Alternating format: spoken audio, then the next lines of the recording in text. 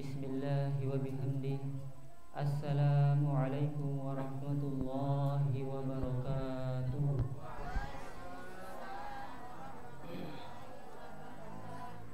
Alhamdulillah, wassalatu wassalamu ala rasulillah Sayyidina Muhammadin ibni Abdillah wa ala alihi wa sahbihi wa mawala wa man tabi'a hudah ila yaumi liqa'illah ma dhaqat illa wa farrajaha Allah. Allahumma aslih ummata Muhammadin sallallahu alaihi wasallam wa farrij an ummati Muhammadin sallallahu alaihi wasallam warham ummata Muhammadin sallallahu alaihi wasallam wanshur wahfaz wa aid nahdatal waqani fil alamin bihaqqi Muhammadin sallallahu alaihi wasallam. Rabbi shrah li sadri wa yassir li amri wahlul 'uqdatam min lisani yafqahu qawli. Allahumma inna nas'aluka 'ilman nabiyyin wa hifdzal mursalin wa ilhamal malaikatil muqarrabin. Allahumma aghnina bil 'ilmi wa zayyina bil hilmi wa akrimna bit taqwa wa jamilna bil 'afiyah ya arhamar rahimin. Amin amin ya rabbal alamin. Amma ba'd. Sama-sama kita hormati dan muliakan Hamidah pengurus Majelis Mingguan Hamidah Haji Lalu Muhammad Adnan SAG beserta para asatiz, para dewan pengajar, guru-guru tiang Yayasan Pondok Pesantren Al-Amin Nahdlatul Watan Seped. Kita doakan beliau-beliau semua Allah karuniakan usia yang panjang serta barokah dalam ketaatan kepada Allah dan Rasulnya. Allah mudahkan segala urusan, Allah kabulkan segala hajat dunia dan akhiratnya. Amin amin ya rabbal alamin. Tak lupa juga tiang-tiang hormati dan tiang muliakan para tokoh agama, sesepuh masyarakat, ibu-ibu, bapak-bapak, para santri dan santriwati, pecinta pengajian yang insya Allah dan mudah-mudahan kita semua dimuliakan oleh Allah Subhanahu wa taala. Amin ya rabbal alamin. Bapak-bapak, ibu hadirin dan hadirat yang dimuliakan oleh Allah Subhanahu wa taala. Jika tiang pelungguh berada di hari Jumat, salah satu dan yang sangat sering dianjurkan oleh para ulama adalah tiang pelungguh memperbanyak fa'aksirud du'a fi yaumil Jumat. Tiang pelungguh memperbanyak doa di hari Jumat. Seandainya tiang pelungguh memiliki hajat, tiang pelungguh memiliki pekayunan, cita-cita dan harapan, tiang pelungguh berdoa di hari-hari yang lain, maka bil khusus di hari Jumat perbanyak lagi menyebut hajat-hajat nikah. Okay? Sehingga Rasulullah Shallallahu Alaihi Wasallam dalam banyak hadisnya beliau mengajarkan kepada tiang pelungguh bagaimana cara berdoa yang baik dan benar, bagaimana adab tiang pelungguh nunas tipak desida Allah Subhanahu wa taala, sehingga hajat-hajat nikah, hajat-hajat niat baik nikah akan lebih mudah lagi terijabah oleh Allah Subhanahu wa taala. Dalam salah satu riwayat, ketika Rasulullah sallallahu alaihi wasallam sedang bersama sahabat beliau yakni Khalifah Ali bin Abi Thalib karamallahu wajhah, Rasulullah sallallahu alaihi wasallam mengajarkan kepada sahabat kecilnya niki, kepada Sayyidina Ali, nabi bahasan beliau ibu-ibu, ya Ali, iza da'auta rabbaka fabsut iyadaka hazwa sadrik. Wahai Ali, jika engkau ingin mengetahui salah satu cara, salah satu sir, salah satu rahasia agar doa niki cepat diterima adalah dengan memperbaiki cara berdoa. Bagaimana cara berdoa yang baik dan benar niki ya Rasul? Salah satunya iza da'auta fabsut yadaka hazwa sadrik. Lamun pelungguh nunas tipak desida Allah, angkat imu. Niki yang pertama. Angkat imunya bagaimana? Hazwa sadrik, sejajar dengan dadamu wahai Ali. Wala tarfa yadaka fawqa ra'sika. Jangan engkau mengangkat tanganmu di atas kepalamu. Ya, wa tasyiru ila Allah bisyababikal yumna, dan engkau memberi isyarat kepada Allah dengan telunjuk kananmu.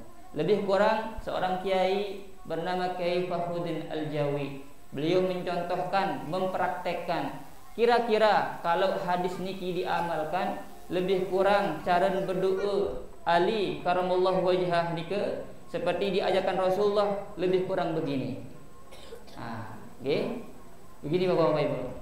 Nempel dua cara berdoa kata para ulama. Ada yang multasiqaini, di mana dua tangan niki bertemu, nempel. Ghairu mutafarriqaini, tidak terpisah. Niki di mimbabil aula, niki di bab kebagusan. Ya, mau pisah mau cipet niki dua-duanya benar, tapi mimbabil aula adalah lebih baik untuk multasiqaini, dua tangan niki cipet. Kemudian telunjuk yang kanan niki diberdirikan Bapak-bapak Ibu-ibu. Okay? Jika berdasarkan hadis niki. Seperti persis ketika tiang pelungguh mengangkat telunjuk ketika tahiyatul akhir di dalam setiap sholat. Tujuannya apa? Tasiru ila rabbika bisyababikal yumna. Engkau mengangkat jari telunjukmu niki untuk mengisyaratkan bahwa yang mengabulkan, yang berhak memiliki otoritas untuk mengijabah semua doa makhluknya adalah Allah Subhanahu wa taala, tiada yang lain. Nikilah Bapak-bapak Ibu-ibu. Jadi jangan salah paham. Di sekolah-sekolah tinggi, di perguruan tinggi Bapak-bapak Ibu-ibu, separuh mahasiswa karena salah pemahaman dan milih angkat iman dan berdoa ibu-ibu. Nggih, dan milih angkat iman. Dasarnya Nabi dia bilang dulu di zaman Rasulullah sallallahu alaihi wasallam. Nggih, ada salah seorang sahabat Rasulullah sallallahu alaihi wasallam bernama Bishr bin Marwan. Jadi para sahabat menjelaskan, mengangkat tangan ketika berdoa itu, berdoa dengan mengangkat tangan itu kesunahan, tapi tidak semua doa itu dianjurkan mengangkat tangan. Mungkin embe doang waktu-waktu atau tempat-tempat yang pelungguh berdoa, tapi tidak dianjurkan mengangkat tangan. Justru kalau mengangkat tangan itu khilaful aula, menyelisihi yang lebih baik. Di mana nih salah satunya menurut keterangan para ulama adalah ketika pelungguh berdoa nyaket sak sujud. Lamun sujud niki berdoa ibu-ibu bapak. Karena Rasulullah SAW mengatakan aqrabu ma yakunu bainal 'abdi wa baina rabbih wa huwa sajidun fa aksirud du'a. Bahwasanya waktu yang terdekat, waktu yang paling harmoni intim antara seorang hamba dengan Tuhannya adalah ketika dia sujud di tiap-tiap sholatnya. Fa aksirud du'a, maka perbanyak doa kata Rasulullah SAW. Nah cuman lamun tiang pelungguh berdoa nyangkat sujud, dede angkat ibu, laun neprak. Coba praktekkan ibu-ibu berdoa, subhana rabbiyal a'la wa bihamdihi, subhana rabbiyal a'la wa bihamdihi. Pira kali baca subhana rabbiyal a'la? Paling sedikitnya sekali. Kata ulama ahli fikih, paling sedikit membaca tasbih di setiap gerakan sholat itu sekali. Pertengahannya 5 kali, paling banyak 7 kali. Jadi misalnya kalau ibu-ibu sholat jamaah dan ternyata imamnya terlalu lama, sementara pelungguh sudah subhana rabbiyal a'la 7 kali, sambil mengisi waktu pelungguh baca doa dalam hati. Kalau pelungguh ada doa bahasa Arab yang pelungguh hafal, keluarkan di situ. Kalau tidak hafal bahasa Arab, cuman bisa berdoa menggunakan bahasa Lombok, pakai dalam hati. Jangan diucapkan, nanti sholatnya batal. Niki bapak-bapak ibu. Yang kedua, tempat berdoa tapi tidak dianjurkan mengangkat tangan, ya di antara dua sujud, duduk. Ketika pelungguh sholat duduk di antara dua sujud, nikalah tiang pelungguh juga berdoa. Karena sejatinya sholat niki seluruhnya dari awal sampai akhir niki isinya adalah doa-doa. Yang ketiga adalah ketika tiang pelungguh berdoa di tasyahud, setelah membaca tasyahud akhir. selesai tahiyat saat terakhir sebelum tiang pelungguh salam, assalamualaikum, pelungguh niki berdoa. Nggih. Fil alamin innaka hamidum majid. Salah satu waktu min awqatil mustajabah. Waktu-waktu yang sangat mustajab kata Rasul, kata para ulama adalah tiang pelungguh berdoa sebelum salam selesai baca tahiyat. Nah, napi pun pekayunan tiang pelungguh baca di situ.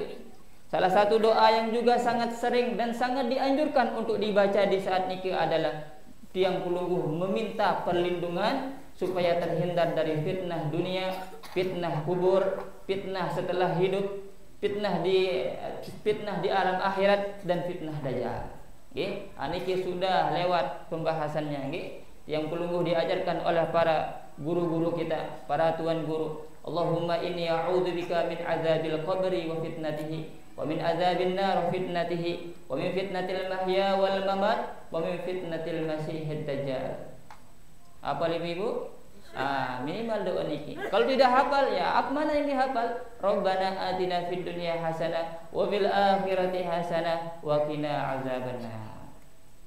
Nggih. Mau doa supaya anak-anaknya soleh. Rabbi habli minas solihin. Bapak-bapak, Rabbana Rabbi habli minas solihin. Atau doa-doa yang lain, tergantung pakayunan tiang pelungguh. Nggih. Niki. Kemudian berikutnya tempat tiang pelungguh berdoa tapi tidak dianjurkan mengangkat tangan adalah bagi seorang khatib yang sedang menyampaikan khutbah di hari Jumat. Tidak dianjurkan mengangkat tangan, bahwa salah satu ruknun min arkanil khutbah adalah berdoa di khutbah yang kedua. Nah, berdoa di khutbah yang kedua niki khatib tidak dianjurkan mengangkat tangan. Kalau jamaah bagaimana? Kalau jamaah Jumat yang hadir dianjurkan mengangkat tangan. Lalu kalau khatib mengangkat tangan bagaimana? Itu khilaful aula, itu mengurangi ganjaran pahala yang banyak. Tidak sampai membatalkan khutbah. Kemudian Rasulullah sallallahu alaihi wasallam, Bapak-bapak, Ibu-ibu, beliau mengajarkan tiang pelungguh dengan berbagai cara. Beliau pernah mencontohkan mengangkat tangan niki dengan berbagai model. Kadang beliau cipat marah niki, kadang beliau buka marah niki, bahkan kadang beliau mengangkat tangannya sampai melebihi kepala beliau, ulun beliau. Padahal dalam hadis Ali tadi, Rasul sallallahu alaihi wasallam melarang Ali karamallahu wajhah ketika berdoa mengangkat tangan di atas kepalanya. Tapi praktiknya Rasulullah sallallahu alaihi wasallam pernah melakukan nike. Cuma nike tidak bisa digeneralisir, dijadikan hujah untuk berdoa secara umum. Kenapa? Karena para ahli hadis menyebutkan bahwa Rasulullah SAW mengangkat tangan sampai melebihi kepala beliau, bahkan sampai kelihatan putih ketiak beliau, hanya ketika beliau berdoa untuk istisqa, meminta hujan. Selain niki beliau berdoa seperti niki, cipat atau terbuka, tidak pernah mengangkat tangan melebihi kepala. Jadi kurang-kurang kegenting, Rasulullah SAW tidak mengangkatnya. Mengangkat benar-benar tinggi, Bapak-bapak, Ibu, sampai para sahabat menggambarkan, menceritakan saking tingginya Rasulullah SAW mengangkat tangan sampai terlihat putih ketiak beliau. Niki lamun dengan arah, lamun pelungguhnya ini dicoba niki. Seputih-putih dengan sasak, birang doang kelelek. Setuju ibu-ibu.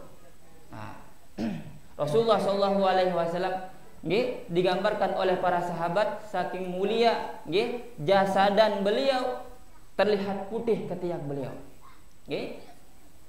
Itu terjadi ketika Rasulullah SAW diceritakan dalam salah satu kitab Asbabul Wurud, bahwa Rasulullah SAW didatangi oleh seorang sahabat. Beliau mengadu, ya Rasul, kami kesusahan karena sudah beberapa minggu, beberapa bulan hujan tidak turun. Sementara kami punya banyak hewan-hewan peliharaan, hewan-hewan ternak. Kalau tidak turun hujan terus ya Rasul, kami khawatir semua hewan-hewan ternak kami ruwen unta, ruwen bembe, ruwen sampi dan sebagainya akan mati semua ya Rasulullah. Kami mohon ya Rasul, engkau mendoakan kami semua agar hujan turun, minimal agar hewan-hewan ternak kami ini bisa minum. Akhirnya Rasulullah SAW, bapak-bapak, ibu-ibu, beliau keluar bersama para sahabat, mengajak sahabat-sahabatnya yang lain.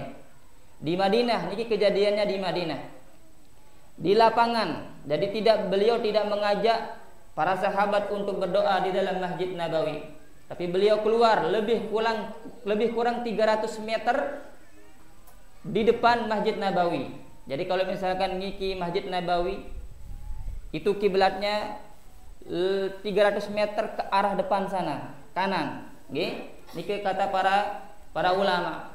300 meter di arah di depan Masjid Nabawi niki ada lapangan.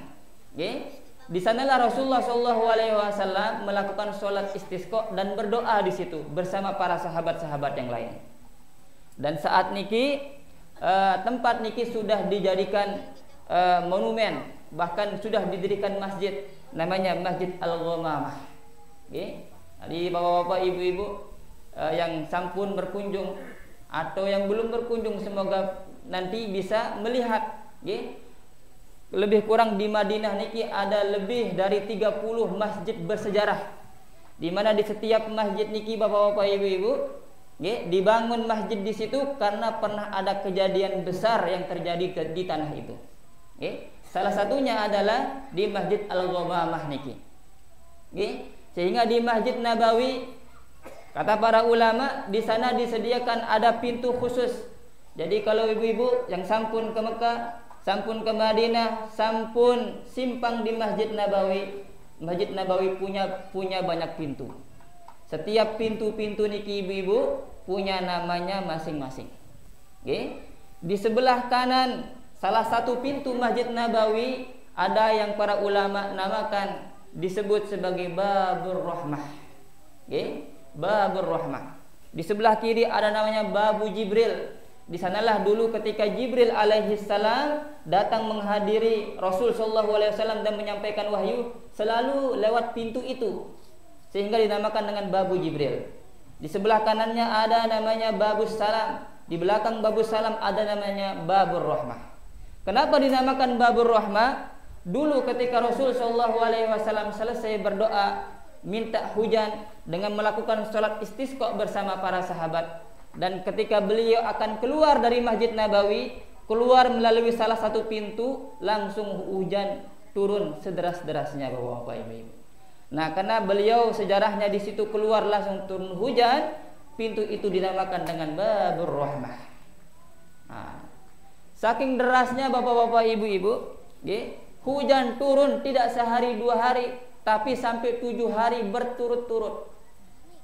Coba bayangkan ibu-ibu, 7 hari berturut-turut. Jangankan di Arab yang tanahnya, konstruk tanahnya niki bebatuan, susah menyerap air. Pulungguh saja di Lombok niki kalau hujan seminggu-minggu ya banjir.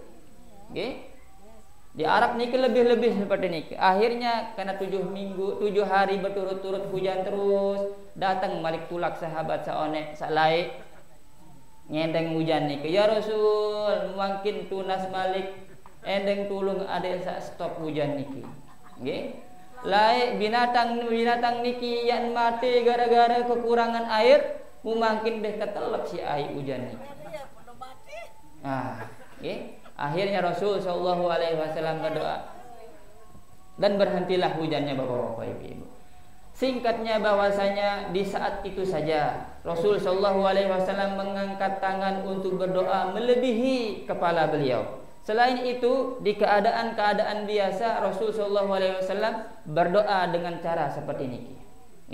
Dengan cara beliau mengajarkan Ali karamallahu wajhah, mengangkat tangan multasiqaini, kedua tangan niki menempel, kemudian telunjuknya diangkat menengadah menunjuk ke langit, untuk menunjukkan ketauhidan dan untuk menunjukkan bahwasanya Allah Subhanahu wa taala lah yang maha mengabulkan segala permohonan. Nikilah bapak-bapak, ibu-ibu, sehingga makin niki kita akan membahas Tengok makin niki penuh lalu undangan begawe ibu-ibu, nggih. Nah, arak dengan begawe bersunat, arak dengan begawe merari, arak dengan begawe merari balik, nah dan lain sebagainya, nggih. Nah, sehingga para ulama dan niki mungkin sangat jarang dibahas. Kalau kita bahas bab fikih, ya bab taharah, nggih, ya bab zakat, ya bab haji, ya bab umrah, bab puasa dan lain sebagainya, nggih. Mungkin niki cobalah kita memanfaatkan waktu yang sangat singkat, nggih. Jelap-jelap niki karena hari niki ada layatan Hizbullah di Keruak, nggih. Informasinya niki adalah layatan yang pertama di tempat niki, nggih. Jadi diharapkan dari Korda Hizbullah Lombok Timur untuk meramai-ramaikan sehingga para asatidz pada hari ini juga mungkin tidak sampai asar ngajinya ibu-ibu bapak, sekedar sampai sholawat tarhim kemudian berangkat ke Keruak, okay? Jadi dipersingkat niki. Qala al-mu'allif rahimahullahu ta'ala wa nafa'ana bi ulumihi wa bi ulumi masyayikhina fid dharain amin ya rabbal alamin. Faslun wal walimatu 'ala al-'ursi mustahabbatun wal ijabatu ilaiha wajibatun illa min uzrin. Di dalam kitab Kifayatul Akhyar Al-Imam Asy-Syaikh Al-Faqih Taqiyuddin Al-Husni, beliau menjelaskan kalimat ringkas daripada Asy-Syaikh Abu Suja.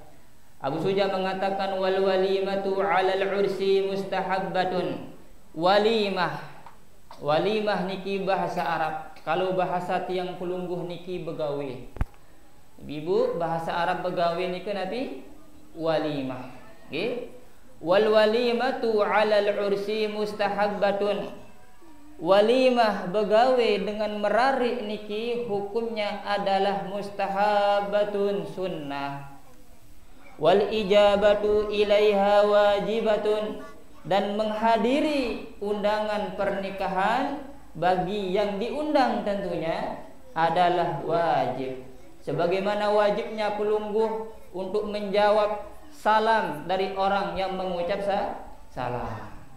Kalau pelungguh sampun diundang, maka ulama mengatakan wajib. Di sini Abu Suja mengatakan wajib, tapi nanti ada penjelasannya. Illa min uzrin, kecuali bagi orang yang tidak ada uzur. Kalau kalimatnya wajib, berarti pelungguh lamun terundang begawe pun ndak hadiri pada entat berdosa kan dosa-dosa selain. Jadi berdosa tundang dia hadiri ibu bapak. Nggih? Nah, tapi pun alasannya nanti dibahas di sini nggih. Illa min uzrin. Ada uzur, nanti uzur-uzurnya nabi saja nanti kita bahas, nggih. Hukumnya wajib. Nah, ibu-ibu bapak-bapak yang dirahmati Allah Subhanahu wa taala. Kata ulama wal walimatu begawe. Nggih. Begawe niki dalam tradisi, dalam budaya tiang pelungguh baik di Lombok ataupun di Indonesia secara umum penok lalu entar begawe ibu-ibu nggih. Lamun bandingan di Indonesia kancil di Amerika di nara sakarang lalu dengan begawe itu Amerika. Dengan Lombok sakarang lalu begawe. En besunat begawe. Arah-arah sombong dengan Lombok. Insyaallah ndek sombong. Lombok niki artinya lurus. Ndek nanti sombong nggih. Insyaallah. Lombok. Nggih. Dalam tradisi tiang pelungguh ibu-ibu bapak banyak sekali entat begawe, nggih. Sehingga para ulama sudah memberikan nama, sudah memberikan istilah. Beda acara begawe, beda tujuan begawe, beda arang, nggih. Lamun contohnya misalnya lamun dengan merari niki istilah fikih, istilah kitab, istilah ulamanya adalah walimatul ursi. Sehingga kadang-kadang makin niki mulai sudah ada undangan dengan merari di atasnya walimatul ursh.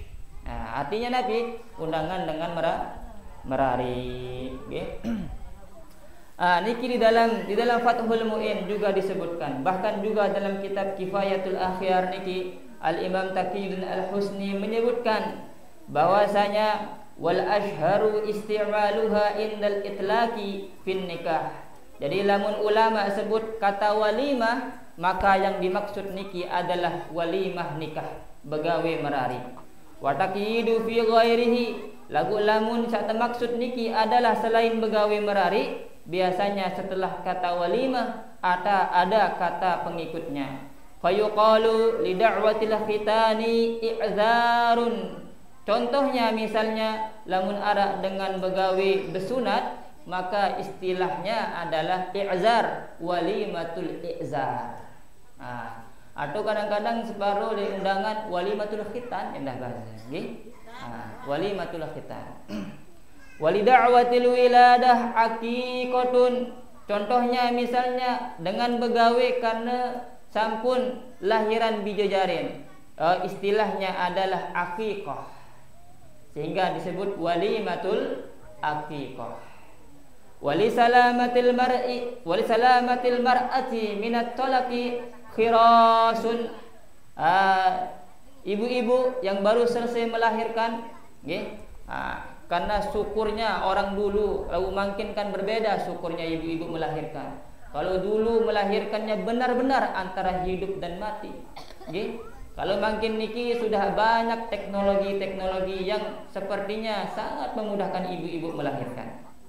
Sehingga orang-orang dulu, ibu-ibu yang melahirkan, saking syukurnya masih hidup setelah melahirkan, kerang biasa dengan Arab niki begawe melakukan syukuran selamatan yang mereka sebut dengan walimatul khirasi. Lamun istilah pelungguh niki napi ibu-ibu, dengan barungkah anak pun adakan syukuran. Perapi, perapi, nggih. Pas niki perapi. Lamun milih ngundang pelungguh dengan perapi, buat milih kadu bahasa Arab niki bahasa Arabnya walimatul khiras. Wali qudumil musafiri naqi'atun. Kalau begawe niki tujuannya adalah untuk menyambut kedatangan bidadari keluarga yang datang dari tempat yang jauh.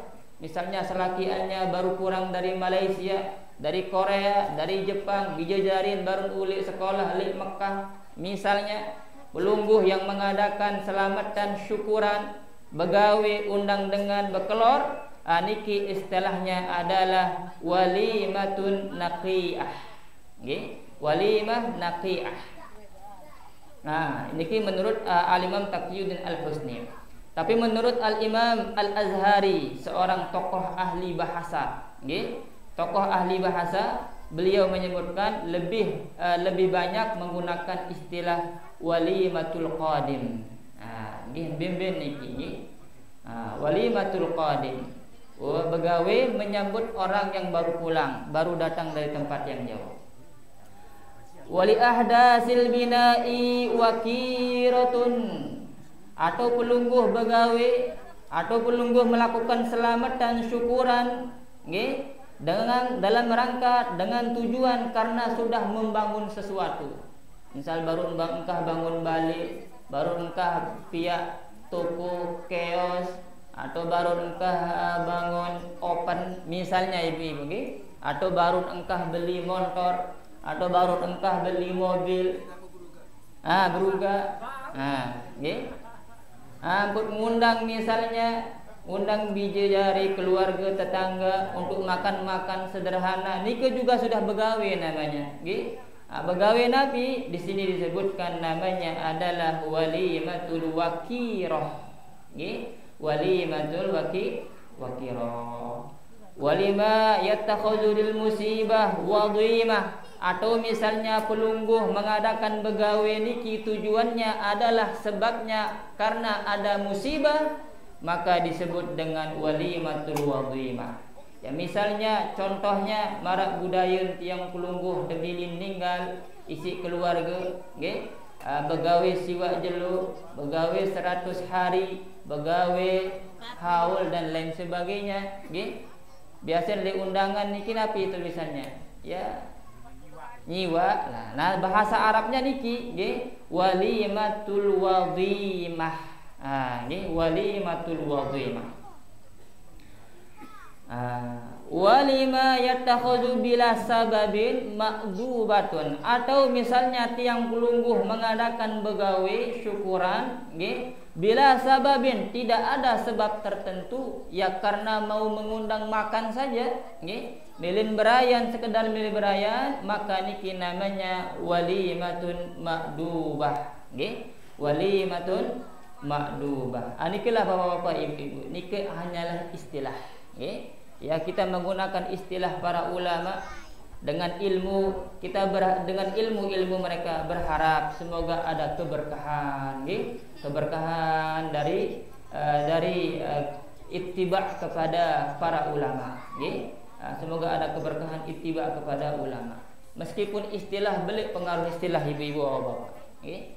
Contohnya tiang pelungguh di Nahdlatul Waqon, lamun searan hari ulang tahun NW Nabi sebut hultah, aran dengan bani genti istilah hultah.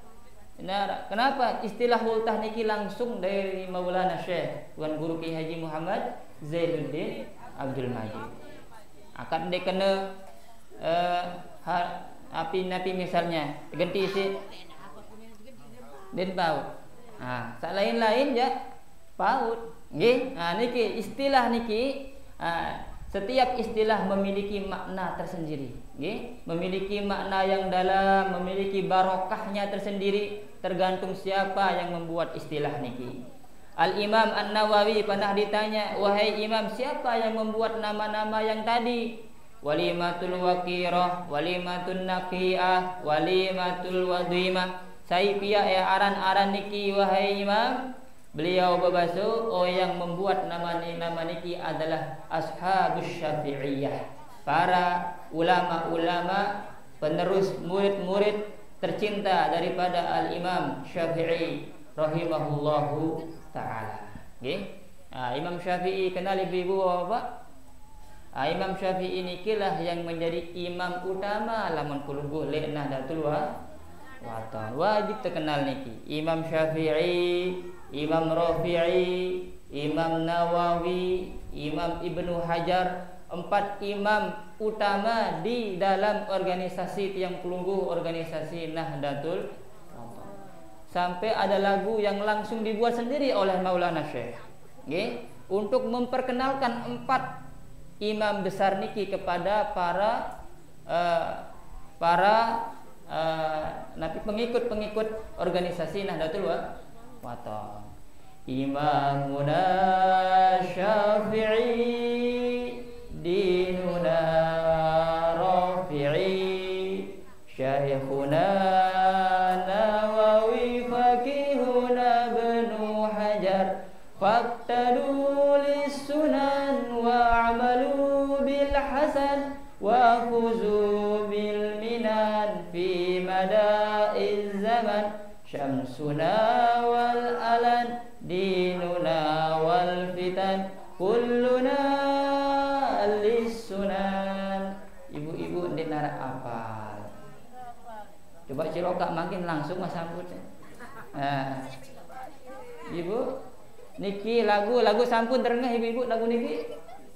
Sampun. Cuma ndek hafal nih karena bahasa Arab.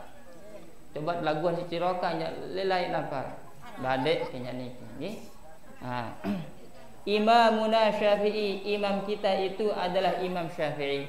Sehingga Rasul Maulana Syekh langsung menyebut dalam nama organisasi, dalam misalnya dalam nama Ma'had Darul Quran wal Hadis Al-Majidiyah Asy-Syafi'iyah. Karena imam yang terbesar, yang teratas yang diikuti oleh beliau adalah Imam Syafi'i. Dinuna Rafi'i, kemudian di dalam masalah tauhid, di dalam masalah agama secara umum beliau mengikut pada Imam Rafi'i. Kemudian nanti di dalam masalah fikih dan cabang-cabangnya, furuk-furuknya beliau mengikut pada Imam Nawawi. Dan bila khusus kepada fikih secara khusus, ketika ada perdebatan-perdebatan para ulama, mengerucut pada pendapat terakhir, yakni pendapat Imam Ibnu Hajar Al-Asqalani. Di satu sisi ada ketika Maulana Syekh mengikut kepada Imam Nawawi. Di satu sisi melihat keadaan orang-orang Lombok, beliau mengambil pendapatnya Imam Ibnu Hajar Al-Asqalani dalam masalah fikih. Contohnya nanti di dalam pembahasan niki ada nanti contohnya, nggih. Melanjutkan niki, wahal walimatul ursi wajibatun amla. Seorang bertanya, wahai Syekh, apakah walimah begawe merari itu, walimatul ursi wajibatun amla? Apakah wajib dengan sak merari niki pihak begawe, pihak resepsi, pihak sorong serah, pihak nyongkolan? Nabi Malik, ibu-ibu ngiring dan lain sebagainya. Apakah wajib niki? Wahal walimatul ursi wajibatun amla. Beliau ditanya, wahai Syekh, wajibkah walimatul ursi? Tapi perlu niki ada penjelasan. Walimatul ursi yang dimaksud di niki nggih adalah begawe sekedar untuk memberi orang makan, nggih. Terlepas bentuk begawean, ale lombok, arah nyongkolan, arah resepsi dan sebagainya, nggih. Yang dimaksud di sini adalah walimatul ursi, memberi orang makan. Apakah wajib atau tidak niki? Qaulani, niki ada dua pendapat bahasan al-Imam Taqiyuddin Al-Husni.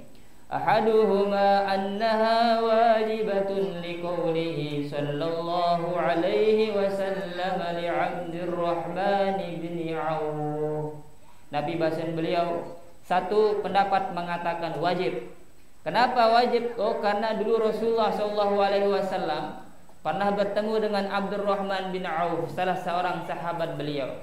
Abdurrahman bin Auf datang kepada Rasulullah dengan wajah yang sumringah, senang, bahagia dan cerah, berseri-seri.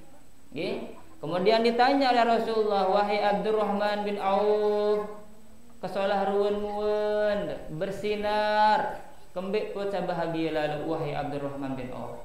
Jawab Abdurrahman bin Auf, ya Rasulullah, karena saya baru saja menikahi seorang wanita Ansor.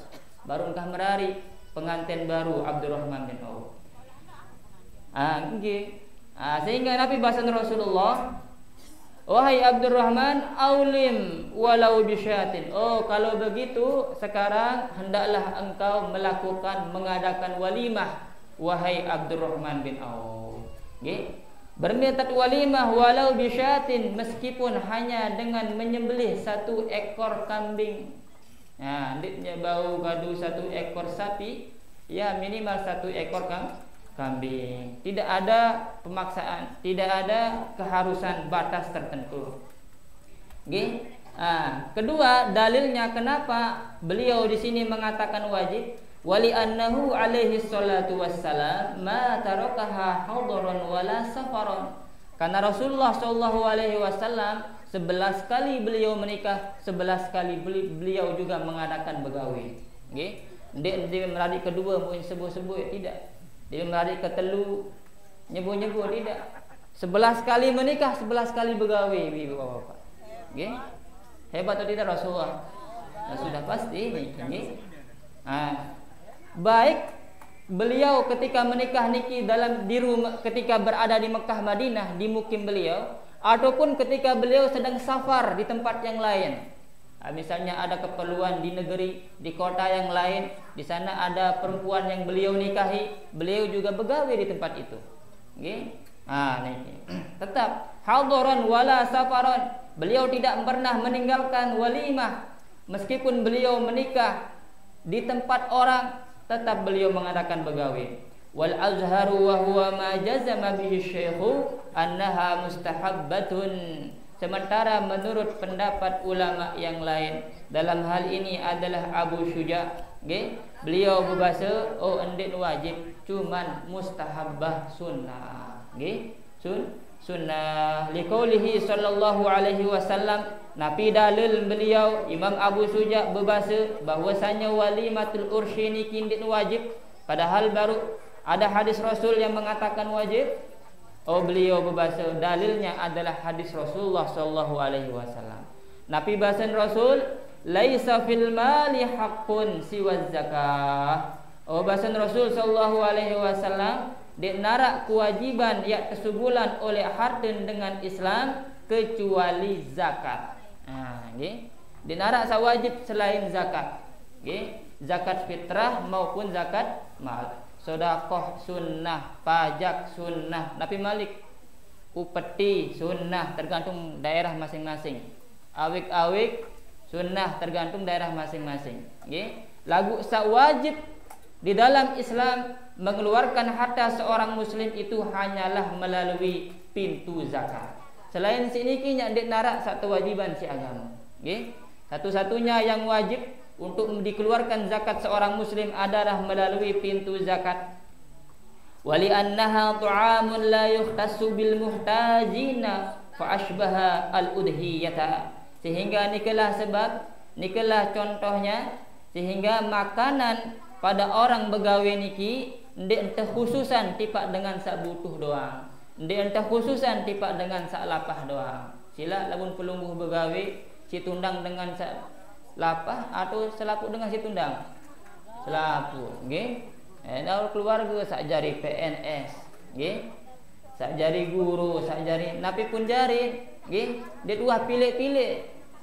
Nikilah seperti udhiyah tiang pelungguh berkorban.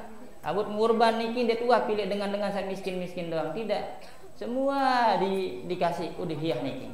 Nikilah maksudnya kiasan, nggih. Nikilah analogi gambaran bahwa yang namanya walimah niki ndik wajib. Mun mula wajib ketentuan sai dengan saya tundang, deng kanggo dengan saya mampu. Nggih. Keruan lamun dapat dengan tundang jak tekor ni pin gawe. Nggih. Niki. Nikilah maka hukumnya sunnah basan Al-Imam Abu Suja. Nggih. Tapi di Lombok niki bapak-bapak ibu-ibu kira-kira niki arang kira-kira gubuk atau desa sak demi merari dia begawe dinara. Yo. Sekedar ya berayan doang ibu-ibu bapak. 1-2 orang nikah sudah begawe namanya. Borok manok ya begawe namanya. Jangan ngero tidak, jangan mengkhususkan seorang begawe niki harus narak tero, harus narak nabi jangger, harus narak nyongkolan, ndak seperti itu. Niki yang dimaksud di sini adalah roa, nggih, roa. Bahasa pelungguh tiang niki roa. Wa aqallul walimati liqalil qadiri syatun. Bahasa ulama Al-Imam Taqiyuddin Al-Husni, paling sedikit walimah niki isi dengan roah niki adalah bagi orang yang mampu. Syatun adalah 1 ekor kambing, sebagaimana sabda Rasul sallallahu alaihi wasallam. Niki bagi qadir, orang yang mampu. Berarti yang dijadikan illat di sini adalah tergantung kemampuan. Manok beduin, manok bangkok sitroah. Nggih. 4 keper sitanya, 4 keper sitroah. Ibu-ibu, nggih. Kebetulan jari jual 4 dapakan 4 niki sitroah. Dia tak harus ya gorok samping, dia tak harus ya gorok bembe. Niki. Di annahu alaihi salatu wassalam aulama ala Zainab binti Jahshin radhiyallahu taala anha bisyatin. Karena Rasul sallallahu alaihi wasallam pernah menikah dengan salah seorang istri beliau yakni Zainab binti Jahsh hanya dengan melakukan walimah dengan memotong atau menyembelih 1 ekor kambing saja. Okay? Walimah Zainab binti Jahshin. Okay? Dalam kitab Taqribut Tahzib fi Asma'ir Rijal karangan Al-Imam Ibnu Hajar Al-Asqalani, beliau menyebutkan bahwasanya Zainab binti Jahshin niki adalah sebinian Rasulullah sallallahu alaihi wasallam, sak paling terkenal, paling pemurah, paling dermawan. Okay? Beliau sepeninggal Rasulullah sallallahu alaihi wasallam, yang paling dulu meninggal setelah Rasulullah meninggal adalah Siti Zainab, Zainab binti Jahshin. Beliau meskipun meninggal Rasulullah sallallahu alaihi wasallam, dinuah beliau kayun ya terima dana pensiun. Okay? Beliau punya usaha. Okay? Lamun tebeng si pemerintah ketika itu beliau meninggal di zamannya Khalifah Umar bin Khattab. Khalifah Umar bin Khattab sudah menerapkan sistem gaji pensiun. Terutama bagi istri-istri Rasulullah SAW diberikan santunan. Tapi beliau Zainab binti Jahsh tidak pernah mau menerima santunan. Ada yang tebeng si Khalifah Umar bin Khattab, beliau sedekahkan lagi. Ini keutamaan Zainab binti Jahash. Beliau ketika menikah dengan Rasulullah, beliau hanya menikah dengan menyembelih 1 ekor kambing saja. Dan beliau tentunya mengiyakan saja. Niki yang perlu dicontoh dari Zainab binti Jahash, Bapak-bapak. Beliau adalah janda. Beliau adalah istri dari salah seorang anak angkat Rasul sallallahu alaihi wasallam, Zaid bin Harisah. Zaid bin Harisah niki menikah dengan Zainab binti Jahash niki. Kuat Zaid bin Haris niki mengadu, curhat pada Rasul sallallahu alaihi wasallam. Ya Rasul, begini. Tiang tunas adik sak teizinan bercerai, talak dengan Zainab binti Jahash. Rasul sallallahu alaihi wasallam menolak pada awalnya. Dede sayang niki Zainab binti Jahash niki dengan pemurah, dengan tahu, dengan ngerti, dengan kreatif, inovatif, bau dinuah ngerepotan pokok Zainab binti Jahash. Tapi Zaid bin Haris niki minta untuk ditalak saja. Akhirnya Rasul sallallahu alaihi wasallam memberikan izin, dan kemudian beliau minta izin kepada Zaid bin Haris untuk menikah dengan istri beliau. Aneh, menu ketahuan niki Zainab bin Haris pria tinggi lamun di atas sayang di naras semam. Makin pelungguh ya sayang, tiangnya baik, bahasa Rasul sallallahu alaihi wasallam. Di Rasul sallallahu alaihi wasallam niki menikah banyak, sering niki bukan karena nafsu semata, tapi beliau ingin menyelamatkan ibu-ibu para janda-janda yang perlu diselamatkan. Niki motivasi bapak-bapak. Niki Rasul sallallahu alaihi wasallam ibu-ibu.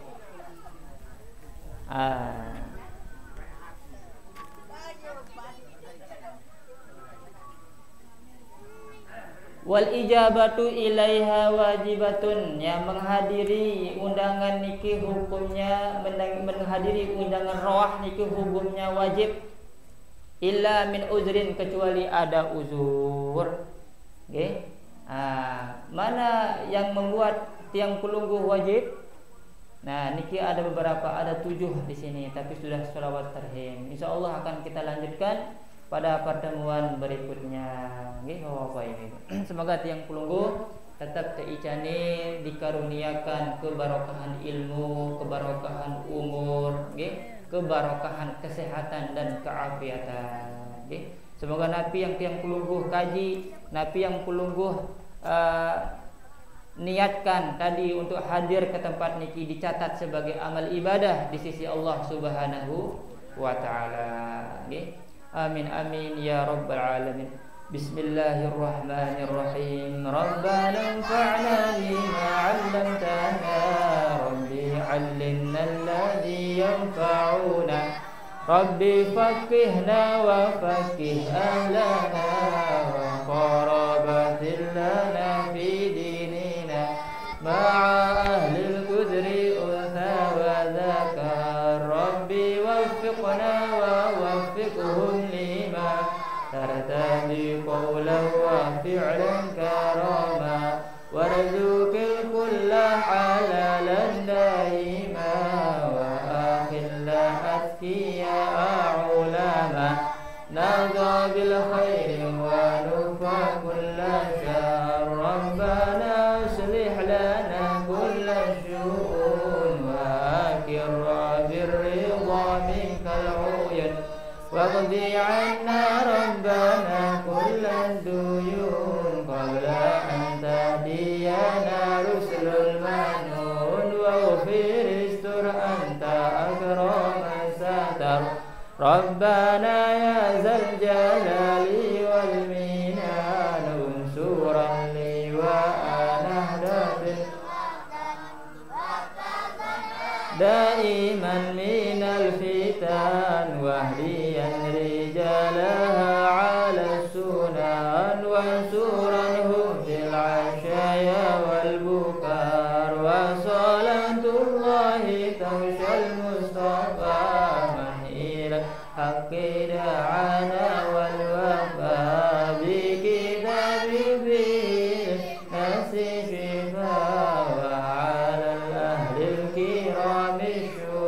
المصطفى وعلى الصحب المصابيح الغرر مررت كفا سبحت فيها الحصى وأروت الجيش بماء حمير على معاشي ومعاري على ذريتي وبدني وظاهري أبررت